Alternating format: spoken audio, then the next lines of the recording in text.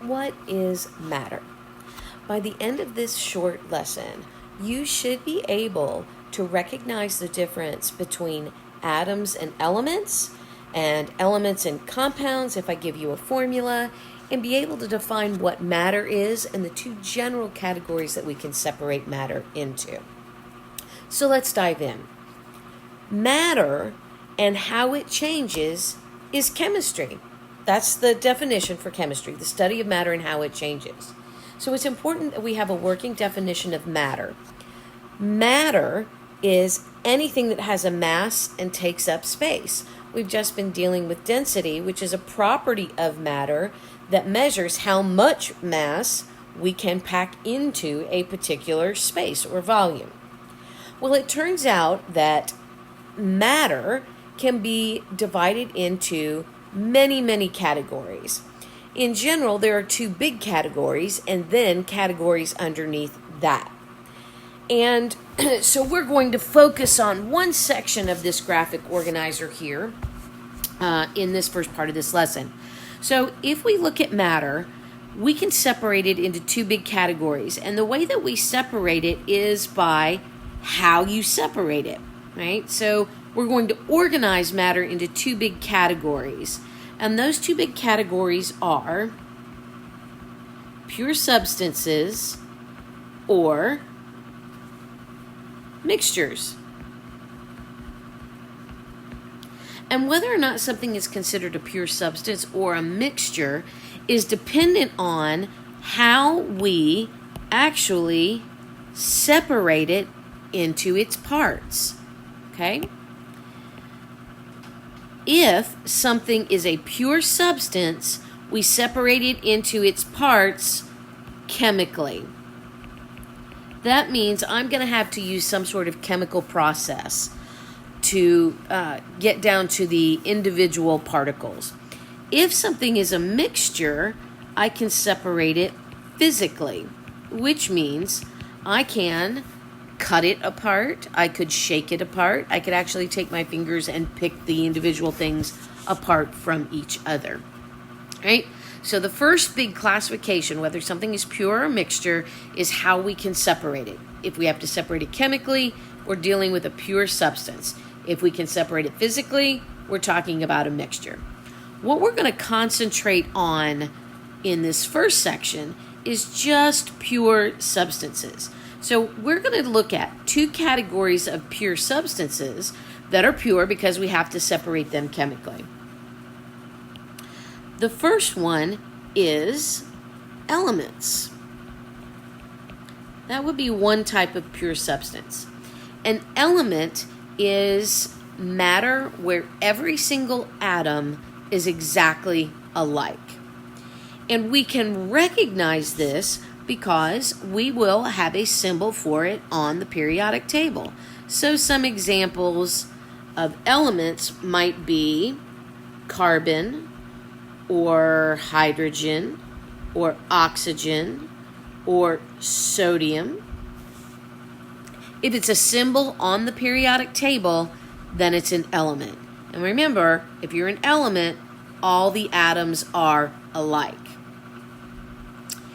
The other type of pure substance we could be looking at is a compound. Now, a compound will have more than one type of element combined, but it's always combined in the same ratio.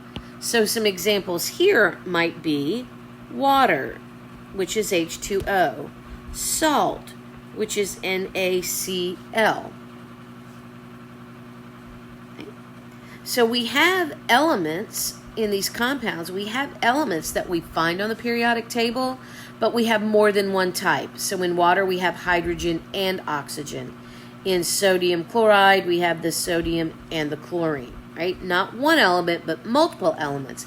And they are chemically combined. So remember, if we go back to our definition of what pure substances are, they are chemically combined, so we'd have to separate them chemically.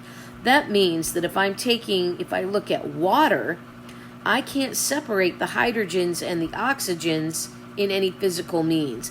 I can't boil the hydrogen and oxygen apart. I can't freeze the hydrogen and oxygen apart. I can't cut them apart. I'm going to have to do something chemically to separate them. Okay?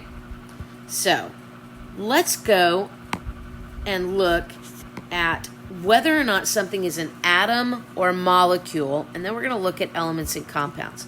So what you have here are formulas. These are all pure substances, okay? It's important for us to note that, so let's write that. Both of these, whether you are an atom or a molecule, you are a pure substance. And what we're trying to determine here is, given these examples, is it an atom or a molecule? An atom is going to be one single thing, one single type of thing. A molecule is going to be more than one. Not necessarily more than one element, but more than one. So, atom is one, molecule is more than one. Right? So, if we look at this first formula, C16H10N2O2, atom or molecule. Well, there's definitely more than one thing there because there's 16 carbons, 10 hydrogens, 2 nitrogens, and 2 oxygens. So this is a molecule. What about H2O? Atom or molecule? This one is also a molecule because there's more than one. Carbon. Well, this one is an atom because we only have one. Not only just one letter, but we don't have any subscript down there. How about iron? Atom, molecule. You got it. It's an atom because there's only one. There's one element listed, but there's only physically one of them. NaCl. This guy is a molecule because we have one sodium, we have one chlorine, and that makes 2, so molecule. What about hydrogen gas, H2, atom or molecule? This is the kind that trips people up all of the time, so don't be confused. This is molecule. Why? Because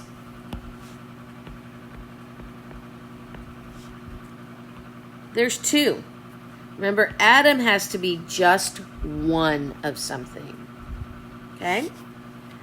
Now let's look at this and let's decide if what we have are elements or compounds. Now you'll notice we're still dealing with pure substances, and these are the same things that we were looking at on the previous slide. So, element, all alike, compound, different elements. So if you're an element, you've only got one type of atom. We're only going to see one chemical symbol. Right? So, C16H10N2, compound because we've got more than one element. H2O, element or compound. Compound, because we have 2 different elements. We have hydrogen and oxygen. What about carbon? Element, because there's only one type there. Iron, element, there's only one type of atom. They're all Fe atoms. Sodium chloride, good old table salt, element or compound? Are those all alike or are they different? Well, this one is a compound because we have sodium and chlorine. And back here to our old friend hydrogen gas. He was our problem on the previous slide. Remember, H2 was a molecule, not an atom, because there was more than one. But now we're looking at element or compound. Are all the atoms alike or are they different? This is an element. It's an element because the only type of atoms we have are hydrogen. It's a molecule because we have more than one of them. An element because they're all alike. Now, it's your turn to go practice identifying pure substances.